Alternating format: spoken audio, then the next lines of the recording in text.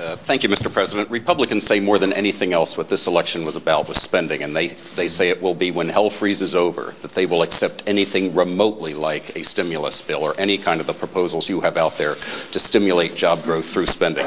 Do you accept the fact that any kind of spending to create jobs is dead at this point? And if so, what else can government do to create jobs, which is the #1 issue? Well, I think this is going to be an important question for Democrats and Republicans. I think the American people are absolutely concerned about spending and debt and deficits. And I'm going to have a deficit commission that is putting forward its ideas. It's a bipartisan group that includes Republican and Democratic members of Congress. Hopefully, they were able to arrive at some consensus on some areas where we can eliminate programs that don't work, cut back on government spending that is inefficient, can streamline government, but isn't cutting into the core investments that are going to make sure that we are a competitive economy that is growing and providing opportunity for years to come. So, the question I think that my Republican friends and me and Democratic leaders are going to have to answer is, what are our priorities? What do we care about? And that's going to be a tough debate because there are some tough choices here. We already had a big deficit that I inherited, and that has been made worse because of the recession. As we bring it down, I want to make sure that we're not cutting into education that is going to help define whether or not we can compete around the world. I don't think we should be cutting back on research and development because if we can develop new technologies in areas like clean energy, that could make all the difference in terms of job creation here at home. I think the proposal that I've put forward with respect to infrastructure is one that historically we've had bipartisan agreement about.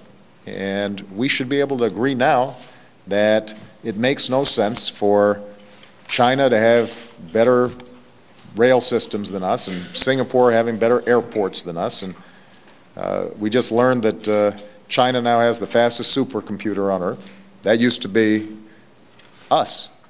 They're making investments because they know those investments will pay off over the long term. And so in these budget discussions, the key is to be able to distinguish between stuff that isn't adding to our growth, isn't an investment in our future, and those things that are absolutely necessary for us to be able to increase job growth in the future as well. Now, the single most important thing I think we need to do economically, and this is something that has to be done during the lame duck session, is making sure that taxes don't go up on middle-class families next year.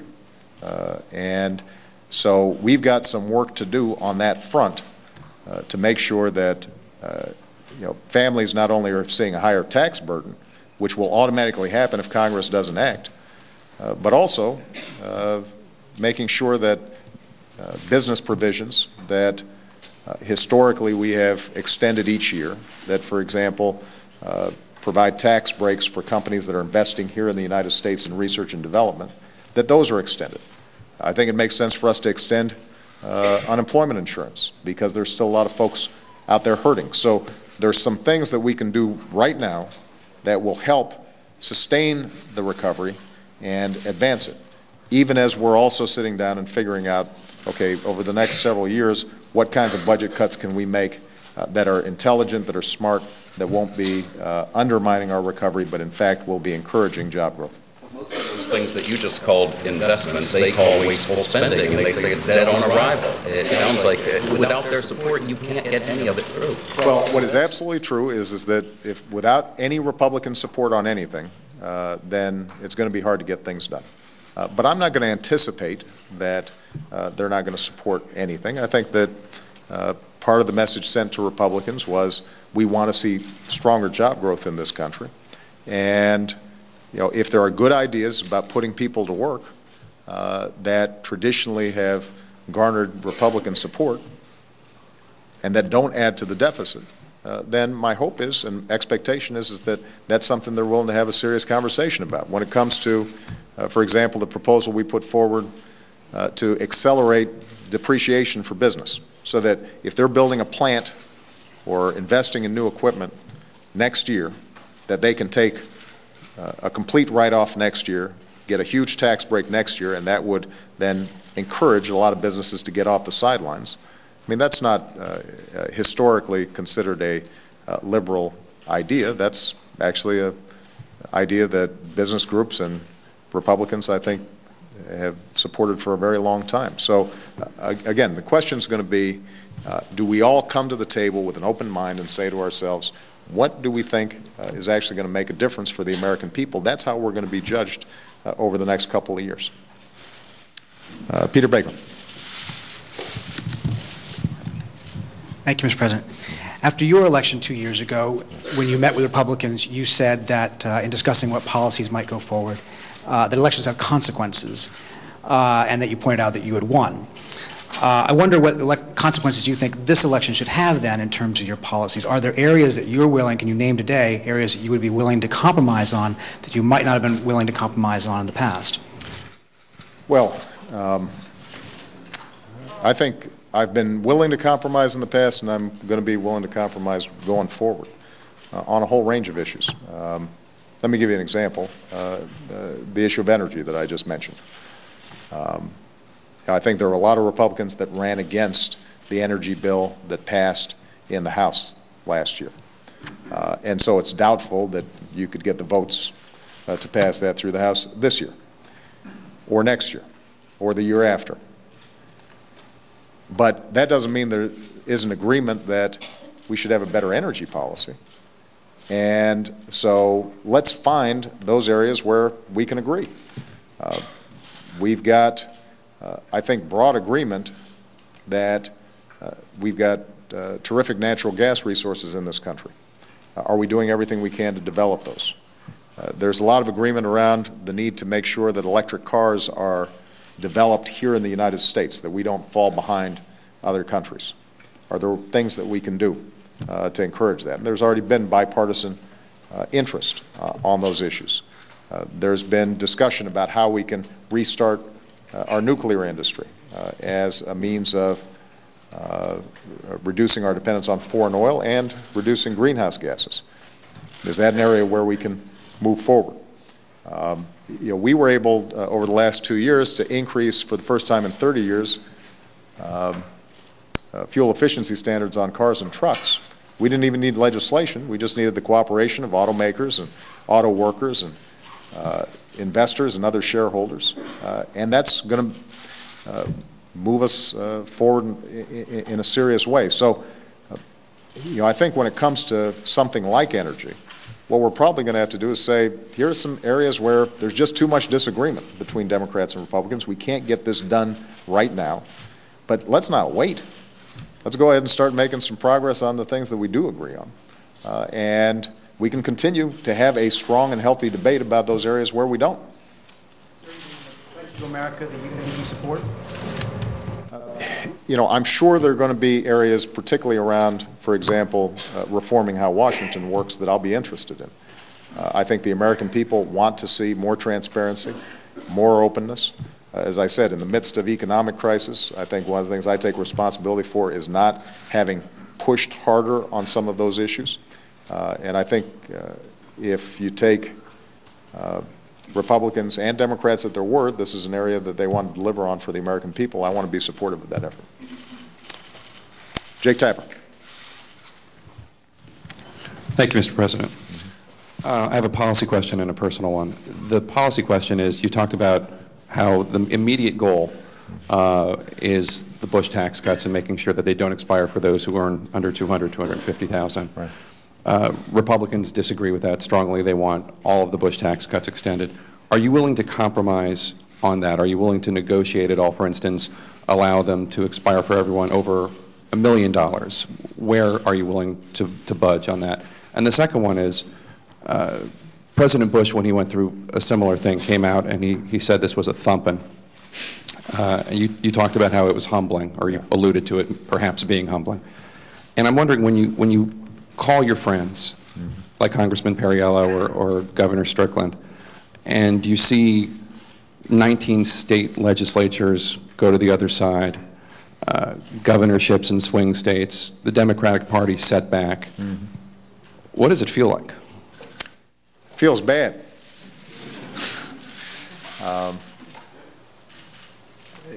You know, the toughest thing over the last couple of days is seeing really terrific public servants